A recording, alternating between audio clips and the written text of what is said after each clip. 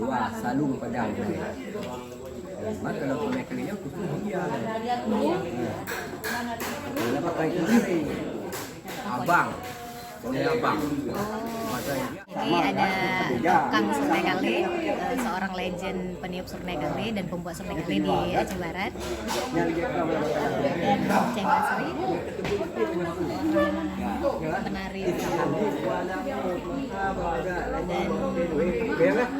dan seni, seorang seniman padi di Aceh Barat. Itu nyamuk cerita kali yang dari India. Jadi pertama awalnya banyak Aceh, jauh Aceh. Sampai Aceh awalnya banyak orang India. Aja nah. Jamun ni lah. Untuk kira-kira Jamun. di masa Belanda. Ya. Jadi Aceh meninggal itu di situ. Kerja apa dah? Oh, kenal rumah kita. Murah. Terus kena tubuk lah Pada bandar yang mana ni ada yang jual. bor kayak ngadu kayak okey.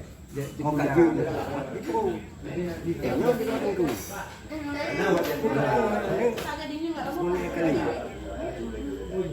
Oh, itu ni abang. Ketika kesedihan walun kami. Kesedihan walun kami ya. Kan? Bicak itu punya kalau kita susah baca hana tapi ni walaupun kali.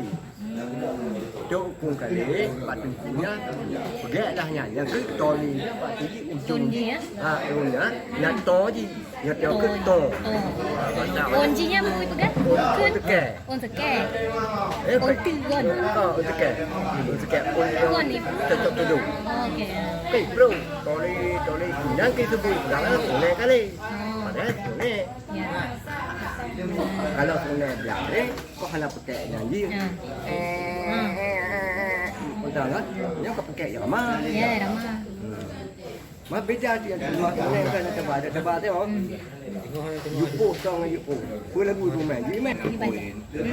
Jadi rapat itu sudah ada semua. Saman, rapat saman berbeza. Ya. Betul.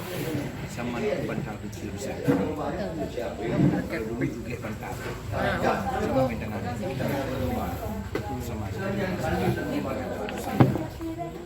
Rapat sama dimainkan dengan rapat dan dengan kemar. Itu namanya rapat sama. Kalau saman dengan rapat sama berbeda.